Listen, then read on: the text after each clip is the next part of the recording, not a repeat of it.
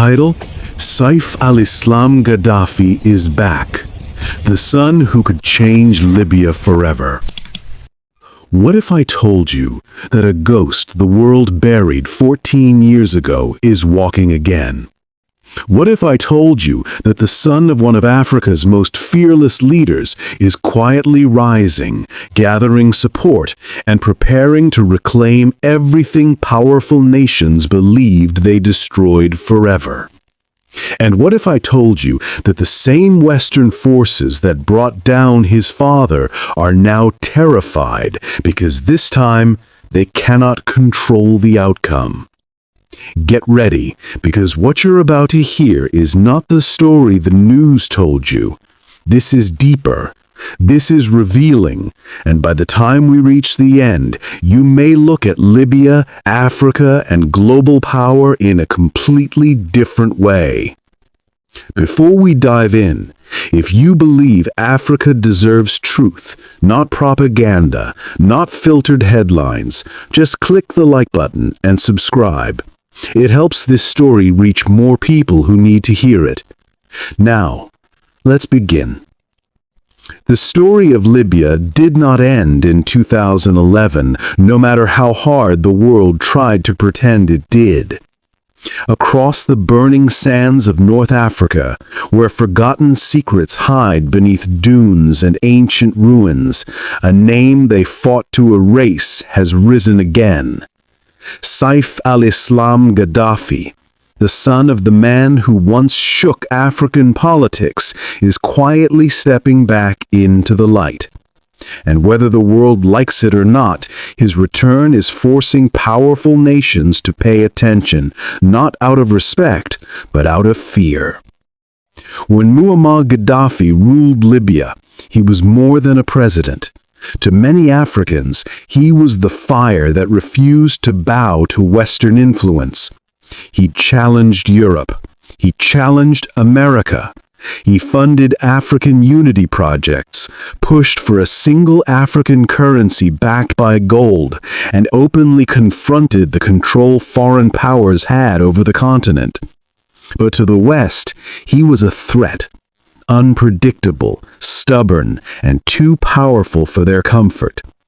So when unrest broke out in Libya in 2011, NATO saw the perfect opportunity. They claimed they wanted to protect civilians.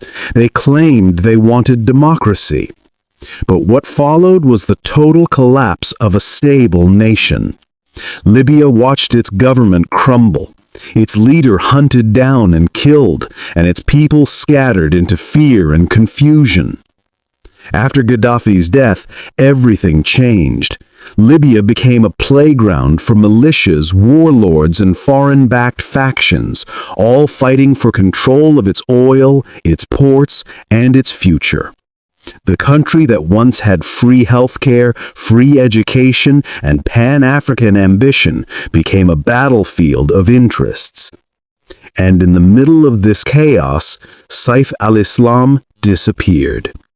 Some said he was dead. Others claimed he had escaped across the desert. Nobody really knew. The truth was far more complicated.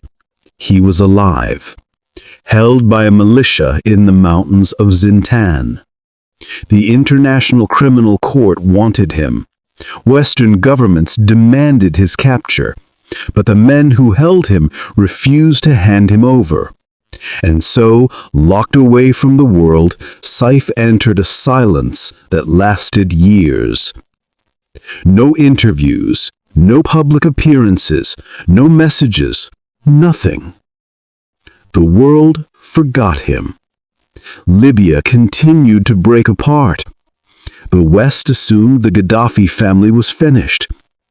But darkness can hide a seed, and a seed can quietly prepare to grow again.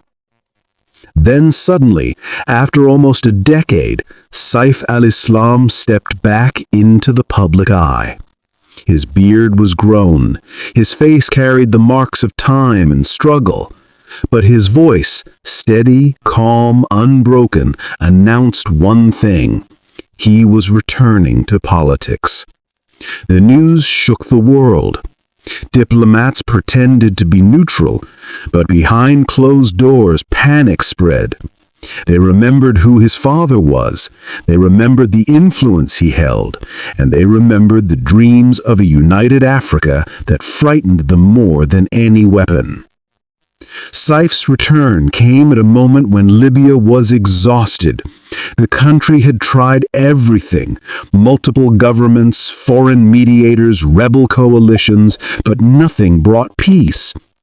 People were tired of empty promises, tired of foreign interference, tired of living in fear. And into that tiredness stepped a familiar name that reminded them of a time, whether perfect or not, that Libya had direction, purpose, and identity. Tribes that had once fought each other began to soften their tone. Young Libyans who never lived under Gaddafi were suddenly curious about the man who refused to die. Political analysts, the same ones who celebrated Gaddafi's fall, started writing nervous articles warning that Saif's return could destabilize the region. But the truth was simple. What destabilized Libya was the vacuum created in 2011, and Saif represented the possibility, just the possibility, of a nation finding its feet again. And that possibility scared people. The ICC repeated its arrest warrant. Western powers began pressuring Libyan factions behind the scenes. Old propaganda was recycled. The world that once claimed to support democracy suddenly seemed uncomfortable with Libyans choosing their own leader. Because the real fear was not Saif himself, but what he represented. A reversal of everything achieved by the 2011 intervention. What many people don't realize is that the war on Libya was never only about democracy or human rights. It was about control, of oil, of currency, of influence. Libya had Africa's largest oil reserves, it had gold, it had independence, and it had a leader who refused to follow Western rules. Removing Gaddafi was not just a military action, it was a geopolitical strategy. Now, over a decade later, his son threatens to rewrite that outcome. For Libyans who lost homes, families, and a sense of national identity, Saif represents unfinished business. For foreign powers, he represents a nightmare they thought they ended in 2011. Whether he wins politically or not, his resurgence has already changed Libya's story. For the first time in years, the country is not being discussed as a failed state, but as a nation with a possible path back to stability. Saif al-Islam Gaddafi is far from perfect. His past is controversial, his future is uncertain, but his presence alone has forced the world to admit that Libya is not finished. A ghost they buried is walking again, determined, confident, and ready to demand what he believes was taken from his people. And whether the world accepts it or not, the next chapter of Libya will be written with his shadow cast boldly across it.